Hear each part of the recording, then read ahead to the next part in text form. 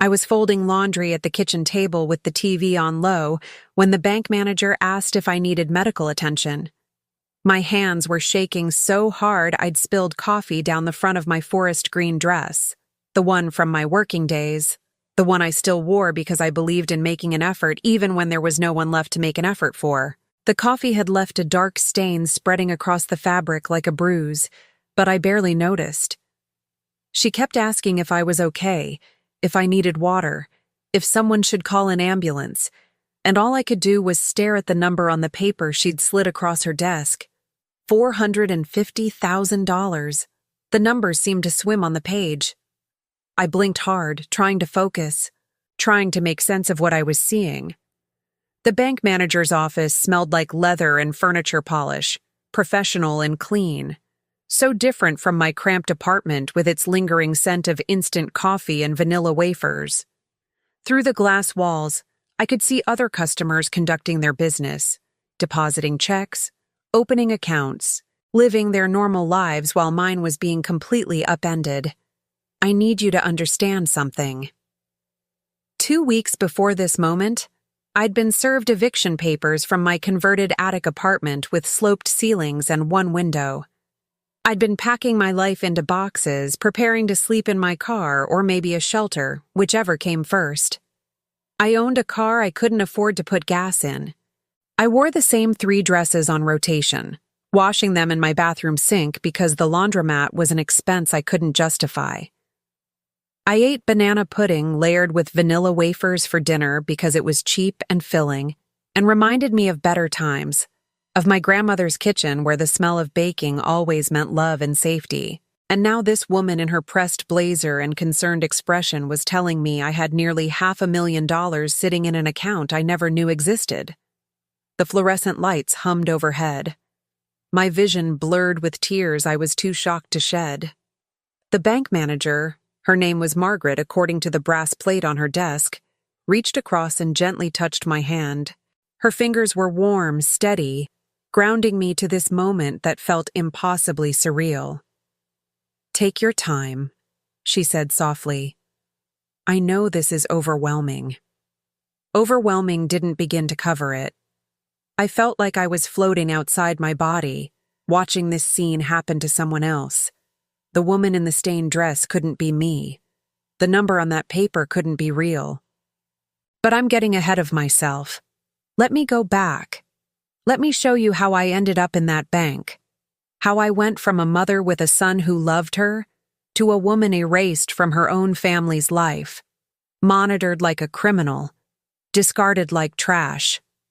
Let me show you how my uncle saved me 15 years after he died.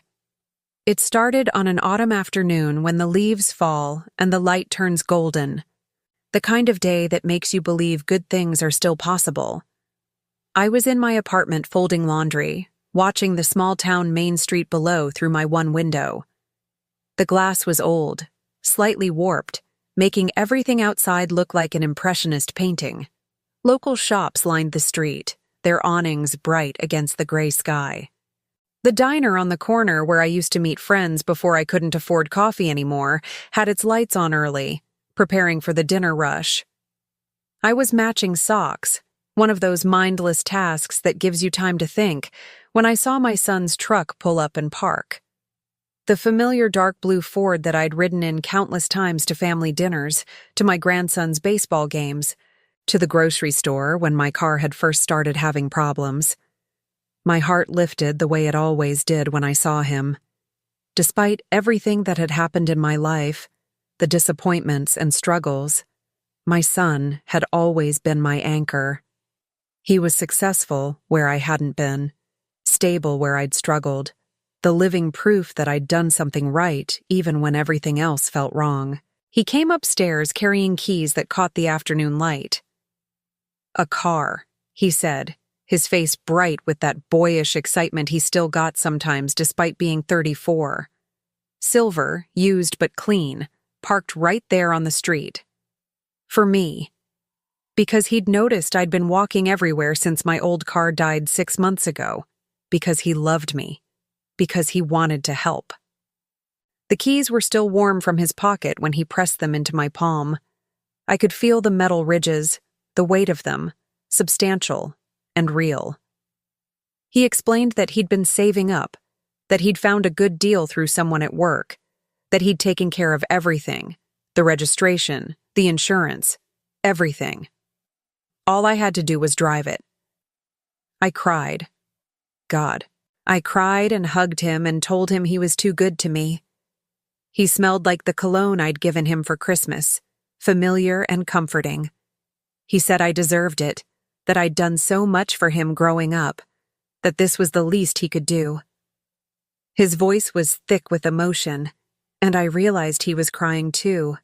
Both of us standing in my tiny apartment holding each other like we had when he was small, and I was all he had. His wife smiled from the doorway.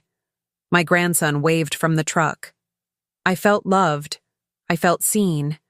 I felt like maybe, after years of barely getting by, my luck was finally turning.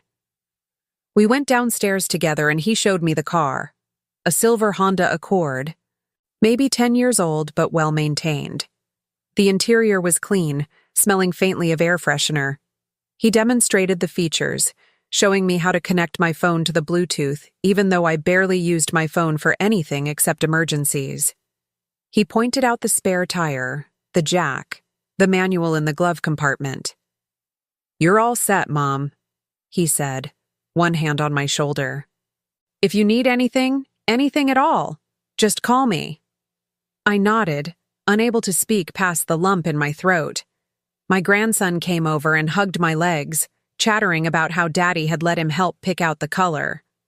Silver was his favorite, he said, like a spaceship. They stayed for dinner. I made spaghetti with meat sauce, stretching the ground beef with extra tomato sauce and serving it over cheap pasta. But nobody complained. We ate at my small table, crowded together, talking and laughing. My son told stories about work. My daughter-in-law talked about redecorating their living room. My grandson showed me a drawing he'd made in school. It was perfect.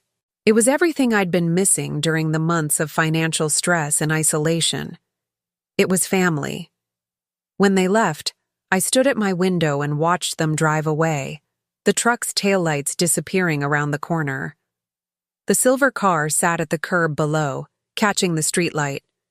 Mine. A gift from my son. Proof that he loved me, that he cared, that I mattered.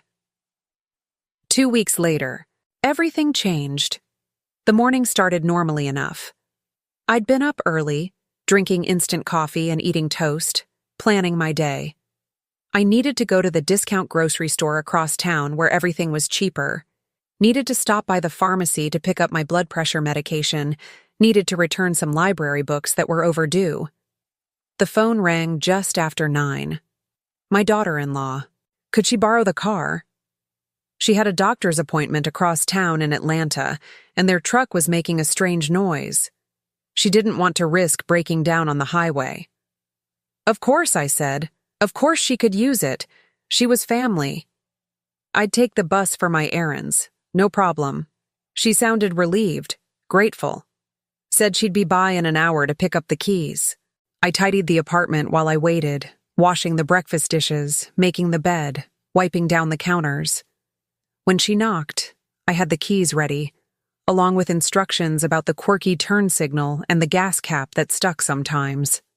I handed her the keys without meeting my eyes and told her to take her time, to be safe, to call if she needed anything. She thanked me with a smile that didn't reach her eyes, but I told myself I was imagining it, projecting my own insecurities onto an innocent interaction. The day passed slowly. I took the bus to run my errands, something I hadn't done since getting the car. The bus was crowded and smelled like diesel and too many bodies pressed together. It stopped frequently, adding an hour to trips that would have taken 20 minutes in the car. By the time I got home, I was exhausted, my feet aching, grocery bags cutting into my hands. When she returned the car that evening, something felt different. Not with the car itself. Everything was clean, nothing broken, the gas tank still half full. But with her. She was distant, cold. Her eyes flickered over me like I was something unpleasant she needed to get past. She handed me the keys without meeting my eyes and left quickly, her heels clicking rapidly down the stairs. "Thank you," I called after her, but she didn't respond. The door downstairs opened and closed, and she was gone. I stood in my apartment holding the keys, trying to shake the uneasy feelings settling in my stomach. Something had happened. Something had changed. But what? The next day, my son didn't call. That wasn't unusual by itself. We didn't talk every day. But it felt strange after the warmth of our recent dinner, the closeness we'd shared. I told myself he was busy with work, with his family, with life. I told myself not to read into it. But then the next day passed, and the next. The silence stretched, becoming its own presence, heavy and suffocating. I called him on the fourth day. My hands were shaking as I dialed, which was ridiculous. This was my son, my child. But some part of me already knew something was terribly wrong. Voicemail. His voice cheerful and recorded, asking me to leave a message. I did, keeping it light, saying I just wanted to check in, hear how everyone was doing. I waited for a call back. None came. I texted that evening, just a simple, "Thinking of you. Hope you're all well." The message showed as delivered, then read, but no response came. I waited 3 more days, then drove to their house, the house I'd been to 100 times, where I'd babysat my grandson, where we'd had Sunday dinners and birthday parties. The driveway looked the same, the familiar basketball hoop, the flower pots his wife was always tending. But as I walked up to the door, everything felt different, like I was approaching a stranger's house instead of my son's. I knocked on the door. His wife opened it halfway. She stood in the gap, her body blocking the entrance, one hand on the doorframe like she was bracing against a strong wind. Her face was carefully blank, giving away nothing. "Is everything okay?" I asked. "I've been trying to reach you both." She said they needed space. The words came out flat, rehearsed. I asked what that meant. She said they'd explain later. "When?" I asked. My voice was rising, desperation creeping in despite my efforts to stay calm. She didn't answer. She just closed the door, not slammed it. That would have at least been honest emotion. She closed it slowly, deliberately, while looking at me. I watched my son's house disappear behind that closing door, inch by inch, until I was standing on their porch staring at painted wood. I stood there on their porch, staring at that closed door, trying to understand what I'd done wrong. The afternoon was cooling, the sun dropping behind the trees that lined their suburban street. A neighbor was mowing their lawn. Children's laughter came from somewhere down the block. Normal life continued around me while mine fell apart in slow motion. Had I said something offensive? Had I overstepped somehow? I ran through every conversation, every interaction, searching for the mistake I must have made. The dinner 2 weeks ago, had I criticized something? Made an inappropriate comment?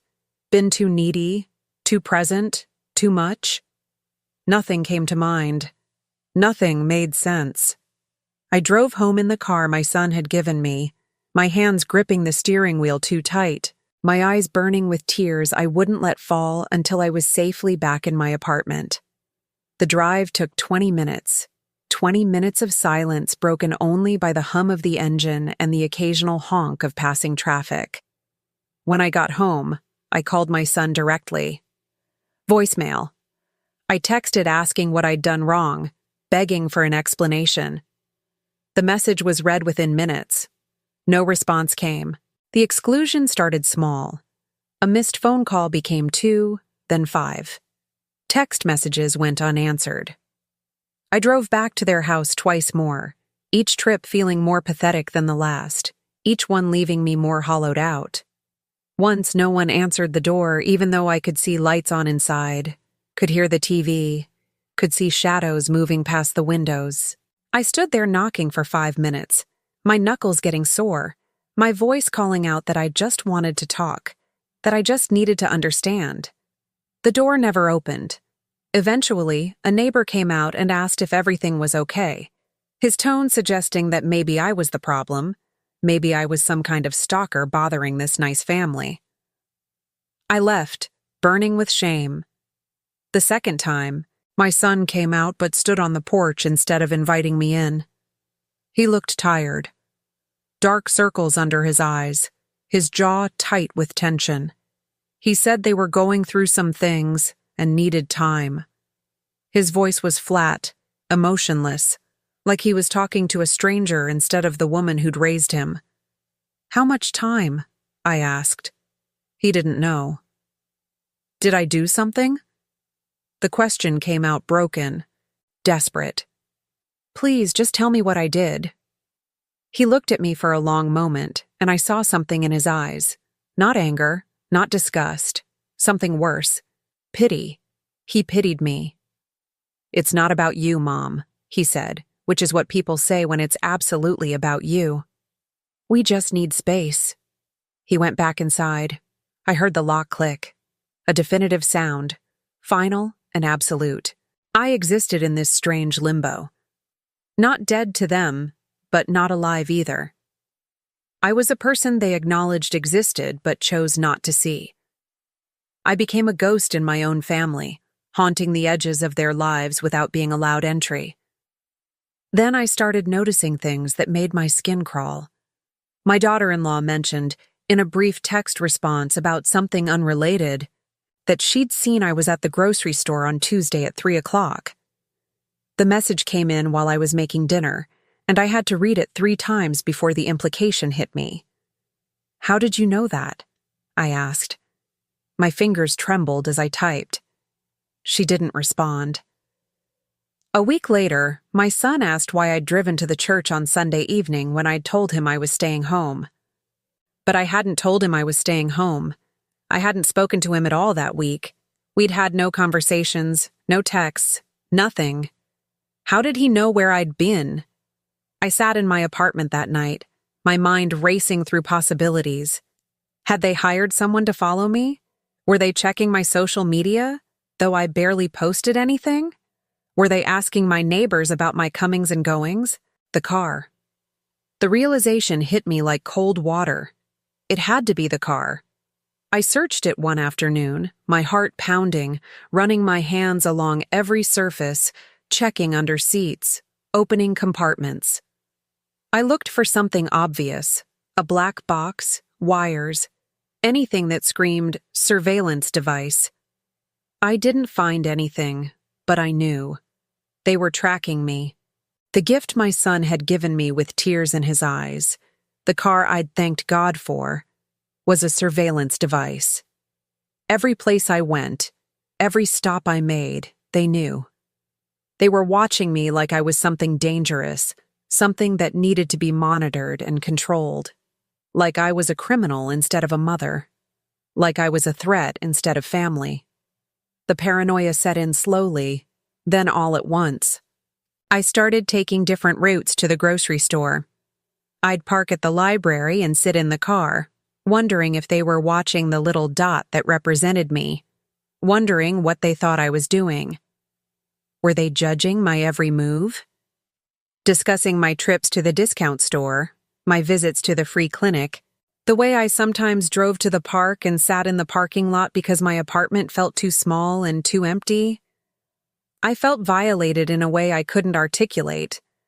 This wasn't someone breaking into my house or stealing my mail. This was my own son, who I'd loved and raised and sacrificed for, treating me like I was something to be monitored and managed. I confronted them over text since they wouldn't answer my calls. I asked directly, "Is there a GPS tracker in the car?" My hands were shaking so hard I had to retype the message 3 times. My son responded immediately. The dots appeared almost before I'd finished sending the message. "No. That's crazy. Why would you think that?" "Because you know where I am," I wrote back. My fingers were flying over the keyboard now, anger replacing fear. Because you mention places I've been without me telling you. Because you asked about the church when we haven't spoken in weeks.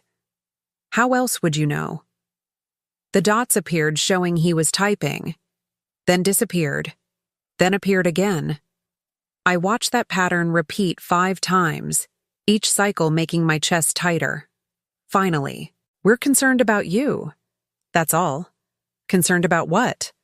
I'm 56 years old. I pay my bills. I take care of myself. I haven't asked you for anything except to understand why you've cut me out. I stared at my phone, waiting for the response that would make sense of this, that would finally explain what was happening. The dots appeared one more time, stayed for almost a minute, then disappeared. No response. Not that day or the next or the week after. The silence was its own answer. They weren't denying the tracking. They were justifying it. Concerned about you was their excuse for surveillance, for treating me like I wasn't competent to live my own life, make my own decisions, exist without their oversight. My grandson's birthday came in October. I wasn't invited. I found out about the party through a photo someone posted on social media. My grandson blowing out candles on a cake, surrounded by family and friends.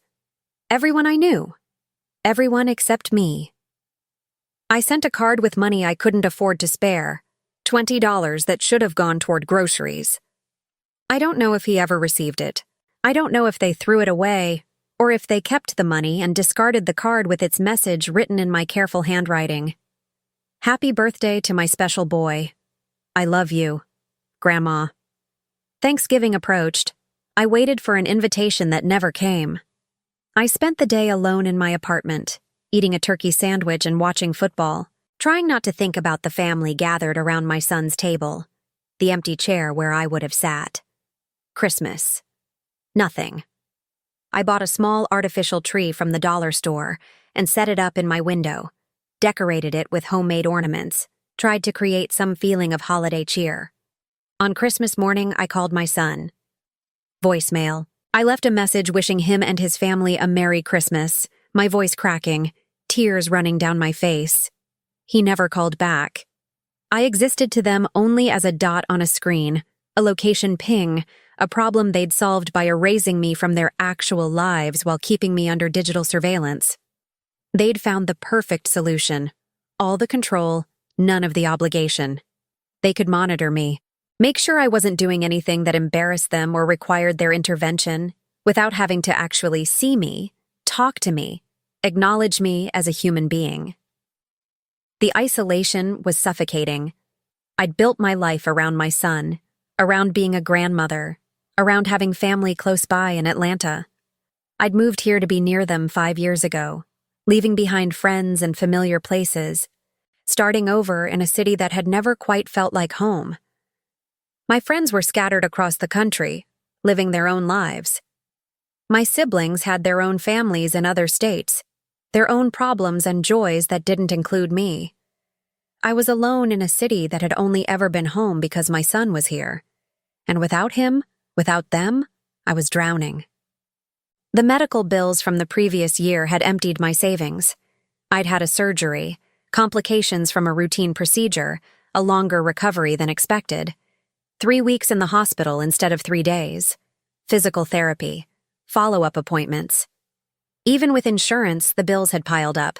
Thousands of dollars that I'd paid off slowly, painfully. Watching my savings account drain to zero, and then into the red. I'd been managing, barely, by working part-time at a local shop, by cutting every expense, by eating cheap and walking instead of driving to save gas. But the apartment was more than I could afford. The rent was $850 a month, which had seemed reasonable when I'd moved in, when I'd had savings and a son who loved me and a future that looked stable. Now it was an anchor dragging me under. I'd stayed because leaving felt like giving up, like admitting I'd lost everything. But eventually the landlord noticed the late payments, the missed months I'd made up with borrowed money and maxed credit cards. He was patient at first, understanding even. But patience has limits. The eviction notice came on a Tuesday in late November. 30 days to vacate. The paper was official, legal, terrifying. I sat at my kitchen table with that notice in front of me, the same table where I'd folded laundry the day my son gave me the car, and I understood with perfect clarity that I had nowhere to go. I could sell the car, maybe get a few thousand for it, enough to pay a deposit on a new place. But new places required credit checks, references, proof of income. I had none of those things in good order. And besides, selling the car felt like cutting the last thread that connected me to my son. As long as I had it, as long as that dot moved around Atlanta on their tracking screen, I existed to them.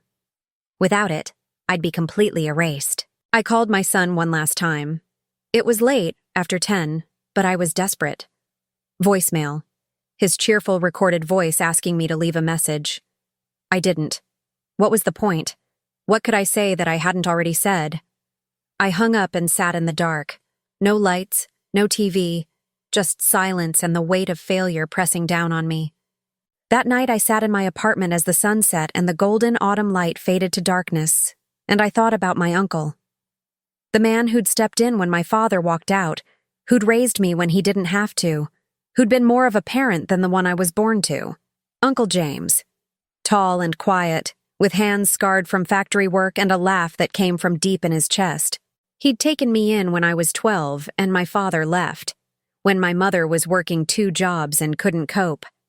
He'd given me his spare bedroom, helped me with homework, taught me how to drive in his old pickup truck.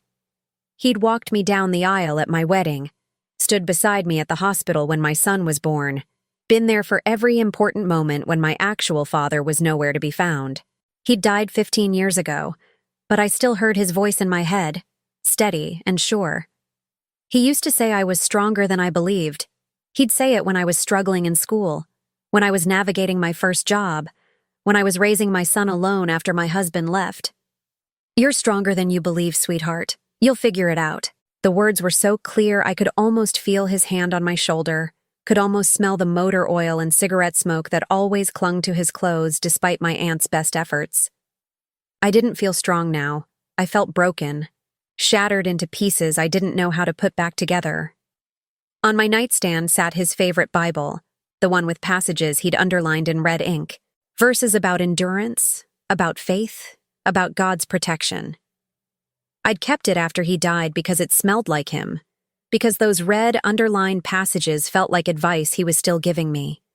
The leather was worn soft from his hands, the pages thin and delicate. I picked it up that night and opened it randomly, looking for something, anything, to hold on to. The page fell open to Psalm 27. The Lord is my light and my salvation. Whom shall I fear? He'd underlined it in red, the ink slightly faded but still visible, still his. I closed the Bible and cried until I couldn't breathe. Great heaving sobs that shook my whole body, tears that soaked the collar of my nightgown. I cried for my uncle who'd loved me and left me too soon. I cried for my son who'd become a stranger. I cried for the life I'd thought I was building and the empty future that stretched ahead. The next morning, I started packing. The apartment felt different in the weak November light, already like a place I'd left behind. I didn't have a plan. A shelter, maybe. My car until they found a reason to take that too. The future was a blank wall I couldn't see past. I went through my closet, folding my forest green dress and 2 others into a box. I sorted through papers, old bills, documents I'd kept without really knowing why. Tax returns from a decade ago, my son's report cards from elementary school, my marriage certificate from a marriage that had ended 26 years ago. My grandmother's recipe book was in a drawer, pages yellowed and stained with decades of cooking. I'd been meaning to make her banana pudding one last time before I lost access to a kitchen. The recipe was near the back, written in her careful cursive, notes in the margins about the exact way to layer the wafers so they didn't get soggy. I opened it looking for the recipe, needing the comfort of those familiar instructions, those measurements and techniques that connected me to her kitchen, to Sunday dinners and holidays and feeling loved. A document fell out. Folded, official-looking, notarized. The paper was thick, expensive, the kind used for legal documents. I almost threw it away. More old paperwork, probably something outdated and meaningless. But something made me unfold it, made me read the words even though legal language always confused me, made my eyes glaze over. My uncle's name, James Robert Patterson. My name, Catherine Marie Davis. A trust, proceeds from a lawsuit settlement, the factory where he'd worked for 30 years. An account number, long and impersonal. I read it 3 times before I understood what I was holding. My hands started shaking. My heart was pounding so hard I could feel it in my throat. I sat down on the floor, right there in the middle of my half-packed apartment, and read the document again. Uncle James had been part of a class action lawsuit against the factory. Something about asbestos exposure, about safety violations that had made workers sick. The document was dated 2 years after his death. The settlement reached long after he was gone. But his name was there. And because he'd listed me as a beneficiary, the proceeds had been placed in a trust until I claimed them. I called the law firm listed on the document with shaking hands. The phone rang 3 times before a secretary answered, her voice professional and slightly bored. Patterson and Associates. I explained who I was, why I was calling, stumbling over the words. She asked for my information, put me on hold. Muzak played, some instrumental version of a song I didn't recognize. I waited, barely breathing. A lawyer came on the line. He asked for my information again, confirmed my identity with questions about my uncle, my address, my date of birth. Then he went quiet for a long moment. I could hear papers rustling, computer keys clicking. "Ma'am," he said finally, and something in his voice made my breath catch. "This account has been waiting for you for quite some time." "How much?" I asked. My voice was barely a whisper, the words catching in my throat. He told me to come to their office. He couldn't discuss specifics over the phone for security reasons. Could I come that afternoon? They were located downtown, about 40 minutes from my apartment. I drove to their office in the car my son had given me, the car with the GPS tracker, and I didn't care if he was watching. Let him see this. Let him wonder where I was going. Let him see the dot that represented me sitting in a law office parking lot, and let him question what that meant. The office building was tall, glass and steel, intimidating. The kind of place I'd normally feel out of place. But today I walked in with my spine straight, my uncle's document clutched in my hand. The lobby was marble, the receptionist polished and professional. She directed me to the 14th floor. The lawyer was younger than I expected, maybe 40, with kind eyes and a firm handshake.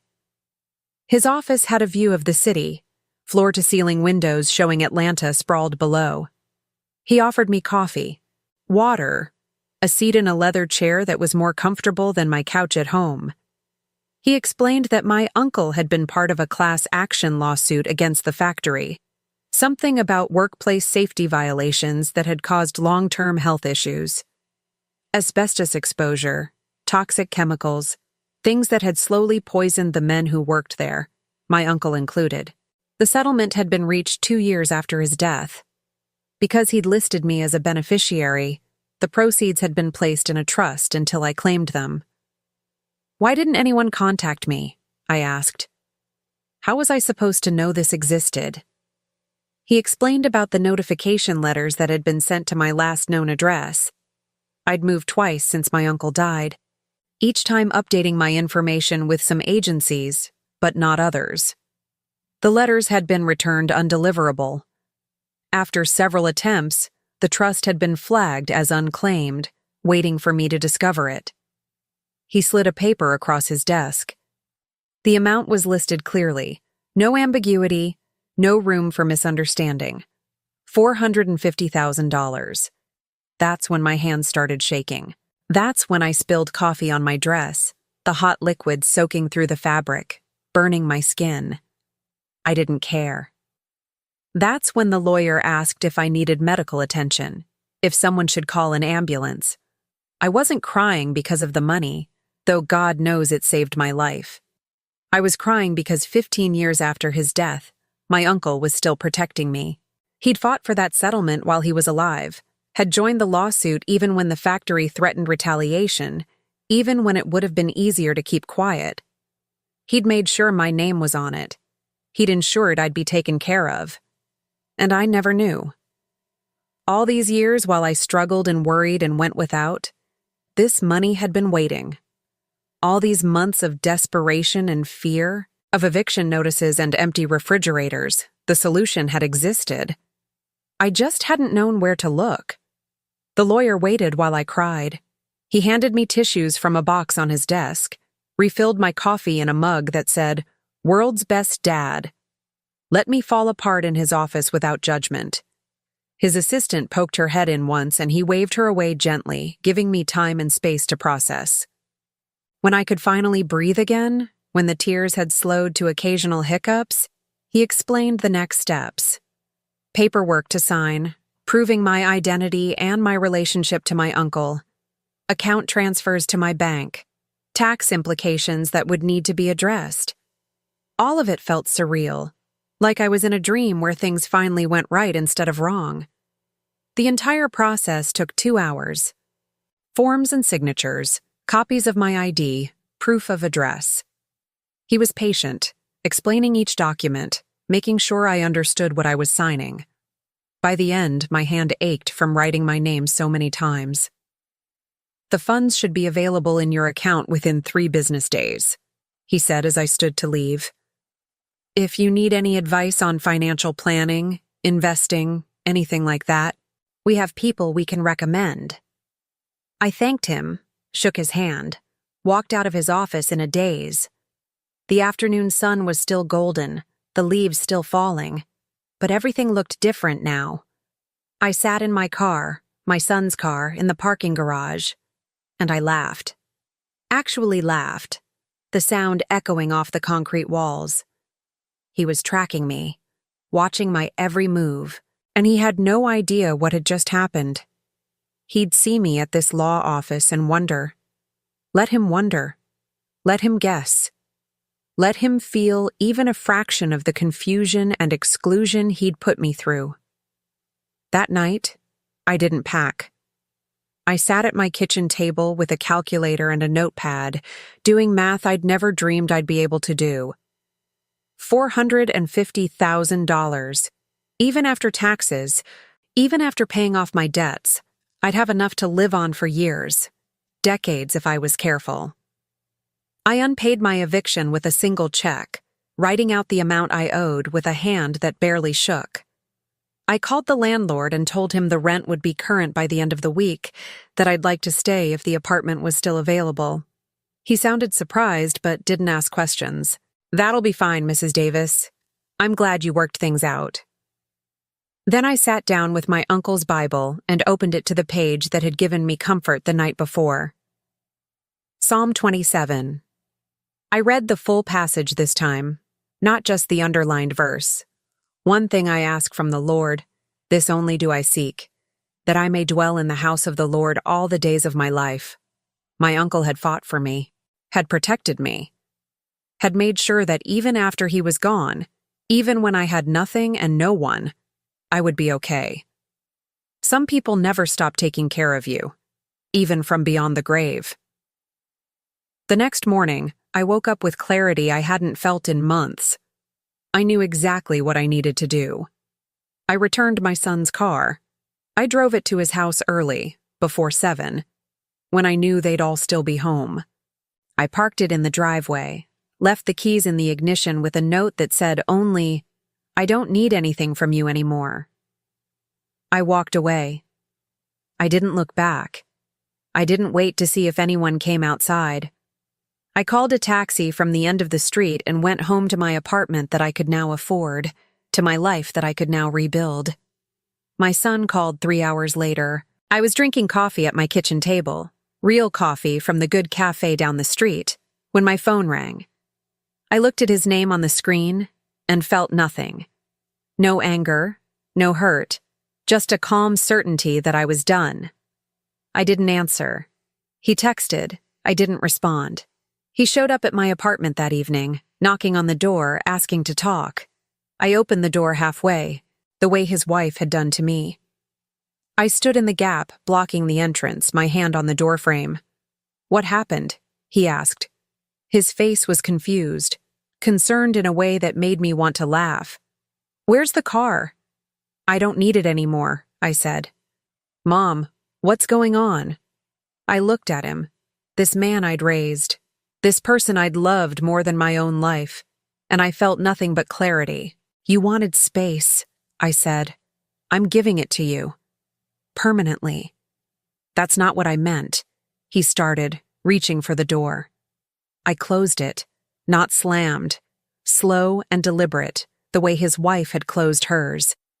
I watched his face disappear behind the closing wood, inch by inch, until I was alone in my apartment. He knocked again, called my name through the door. Mom, please, let's talk about this." I heard him standing there for several minutes, the knocking becoming more insistent, his voice rising with frustration and something that might have been panic. But I didn't care. I'd spent months begging for his attention, for an explanation, for the basic dignity of being acknowledged. He could stand there all night for all I cared. Eventually, his footsteps retreated down the stairs. I heard his car start, drive away.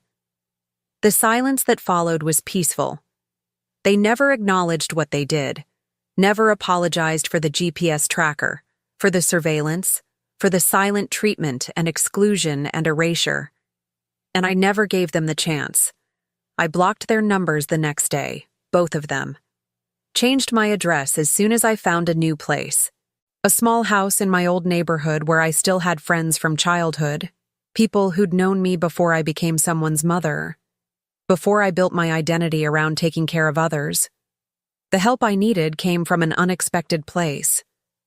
A woman named Patricia who attended the same church where my rosary beads now hung from my bedroom mirror. She'd been erased by her own daughter, cut off and discarded after years of being used for childcare and financial support. She understood the particular pain of being abandoned by your own child, the shame of it, the confusion. We met at a church social, both of us sitting alone at separate tables while families clustered together. She'd noticed me, she said later, because I had the look. That's what she called it. The look of someone who'd been cut off, who was pretending to be okay but was actually drowning. She invited me for coffee. We went to the diner I used to avoid because I couldn't afford it, and over mediocre eggs and toast, we told each other our stories. Hers was different in the details, but the same in the pain. Her daughter had used her for free childcare for 5 years, then cut her off when she remarried and had her new husband's mother available. No explanation, no gradual transition, just suddenly being told her services were no longer needed. "They treat us like we're malfunctioning appliances," Patricia said, her coffee cup trembling slightly in her hands. "When we don't serve the function they want, they just replace us." Patricia walked me through the practical steps. New bank accounts my son couldn't access even if he tried, accounts at a completely different bank than I'd ever used. A lawyer to make sure the money stayed protected, invested properly, used wisely. She referred me to her financial advisor, a woman who specialized in helping older adults protect their assets from family exploitation, a therapist who specialized in family estrangement, who understood that emotional abuse doesn't leave bruises but leaves scars just as deep. Dr. Reynolds, a soft-spoken woman in her 60s who'd specialized in family estrangement for 30 years. She didn't try to fix my relationship with my son. She didn't suggest reconciliation or forgiveness or any of the toxic positivity that so many people offered. "Your feelings are valid," she said in our first session. "What happened to you is real abuse, even if there are no physical scars. You have every right to protect yourself." Patricia also introduced me to a support group. Other people, mostly older adults, whose children had cut them off, or exploited them or treated them like burdens instead of human beings. We met every Tuesday evening in a church basement, sitting in a circle of folding chairs, drinking bad coffee and telling the truth. I shared my story about the GPS tracker, about being monitored and controlled and erased. The group listened without judgment, nodding with understanding that came from lived experience. One woman said her daughter had installed cameras in her house without telling her, monitoring her every move under the guise of checking on her safety. Another said her son had taken power of attorney under false pretenses and emptied her savings account, leaving her with nothing. A man in his 70s said his children had stopped visiting after he refused to change his will to give them more, that they'd made clear their love was conditional on inheritance. We weren't victims supporting victims. We were survivors learning to rebuild. If you've lost someone who protected you, who loved you unconditionally, hold on to that. Because that kind of love doesn't end with death. My uncle proved that to me. I started volunteering with an organization that supports people cut off by their families, the Estranged Families Alliance, operating out of a small office with donated furniture and volunteer staff. I share my story there, the whole ugly truth of it. The GPS tracker, the silent treatment, the way emotional abuse hides in plain sight because there are no bruises to photograph, no police reports to file. I tell them what I learned, that the police said the tracker wasn't illegal since the car was a gift, that it was his property to do with as he pleased. That Adult Protective Services said I wasn't in immediate danger, that being emotionally abused by your adult child doesn't meet their criteria for intervention, that the system fails people like us constantly because our abuse doesn't fit neat categories, doesn't show up on X-rays or hospital records. I help them find lawyers, therapists, support groups. I help them protect their assets, set boundaries, rebuild their lives. Some of them reconcile with their families eventually, usually after months of therapy and clear agreements about behavior and respect. Others, like me, find peace in distance, in accepting that some relationships are too toxic to save. My uncle's money became more than my salvation. It became a tool to help others. I started a scholarship fund in his name for first-generation college students, the James Robert Patterson Memorial Scholarship. Kids who need someone to believe in them the way my uncle believed in me, who need a chance they wouldn't get otherwise. The first scholarship went to a young woman whose parents had kicked her out for wanting to go to college instead of getting married at 19. She cried when I told her, broke down in my living room and sobbed the way I'd sobbed in that lawyer's office. I understood. I gave her tissues and time and told her she deserved this, that her dreams mattered. Every semester, I read the applications. Stories of resilience, of kids fighting for education against families who don't understand it, against poverty and doubt, and systems designed to keep them exactly where they are. I fund as many as I can, usually 4 or 5 per semester. It's what he would have wanted. His legacy lives in every student who gets to go to college, because he worked himself to the bone at that factory, because he fought for what was right even when it killed him slowly, because he made sure I'd be taken care of so I could take care of others. I'm 56 years old. I wear my forest green dress when I meet with scholarship recipients because I still believe in making an effort. But now it's for myself, for people who deserve it. The coffee stain never quite came out, but I don't mind. It's a reminder of that day, of the moment everything changed. I live in a small house in my old neighborhood where I can walk to the diner and the local shops, where I see familiar faces and rebuild friendships I'd let fade when I moved to Atlanta to be near my son. My friend Marie from high school lives 2 blocks over. We have coffee every Wednesday, talk about everything and nothing, enjoy the simple pleasure of being known and valued. The converted attic apartment is far behind me. So is the desperation, the fear, the nights spent crying over eviction notices and empty refrigerators. I wake up now in a bedroom with 2 windows, sunlight streaming in, no sloped ceilings making me feel like the walls are closing in. My grandson is 12 now. I haven't seen him in over a year. Sometimes I wonder if he asks about me. If my son tells him I chose to leave, if they've rewritten history to make me the villain. I hope not. I hope someday he'll be old enough to find me, to ask questions, to hear my side. But I don't wait for that day. I can't build my life around hope that people will change, will apologize, will suddenly see me as human. I build my life around what my uncle taught me, that you protect the people you love, that you fight for what's right, even when it's hard. That love transcends death if you let it, if you accept the gifts given and use them the way they were meant to be used. Every night, I pray with my rosary beads, the same ones that hung in my apartment, now in my bedroom. I thank him for the settlement I never knew about, for the trust he placed in me, for fighting for me when I couldn't fight for myself. I thank him for teaching me that some people never stop taking care of you, even from beyond the grave. The statistics tell a story most people don't want to hear. Research reveals that only 1 in 24 cases of elder abuse is ever reported. Think about that. For every person who gets help, 23 others suffer in silence. And a study from 2012 revealed that 1 in 4 nursing home residents suffered physical abuse. Those numbers are about physical abuse, the kind that leaves marks, the kind that meets legal definitions and triggers interventions. Emotional abuse, financial exploitation, isolation, and control, those rarely get reported at all. How do you prove someone is giving you the silent treatment? How do you document being erased from family photos and gatherings? How do you make a case that being monitored with GPS is abuse when the person who installed it claims they're just concerned about your safety? You can't. Not really.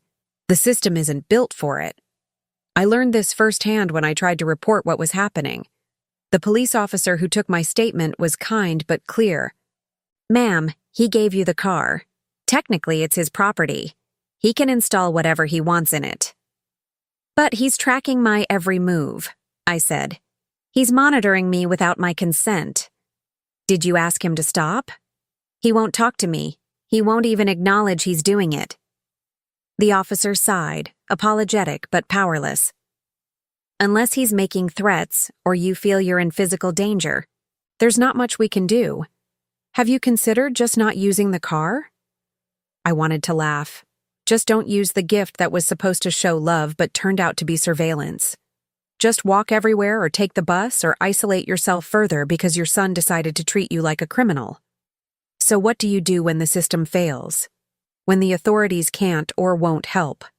When the people who are supposed to love you treat you like a problem to be managed instead of a person to be valued? You find your people. The ones who've survived it, who understand it, who won't tell you to just forgive and move on, because family is family. You protect your assets, your boundaries, your peace. You accept help from unexpected places, even from people who've been gone for years but loved you enough to make sure you'd be okay. You rebuild. Not the life you had, but the life you deserve. I'm sitting in my small house right now, the one in my old neighborhood where autumn light comes through the windows just right in the afternoon. I made banana pudding yesterday, my grandmother's recipe, the one that was in the book where I found the document that changed everything. I shared it with Patricia and some of the other survivors from the support group.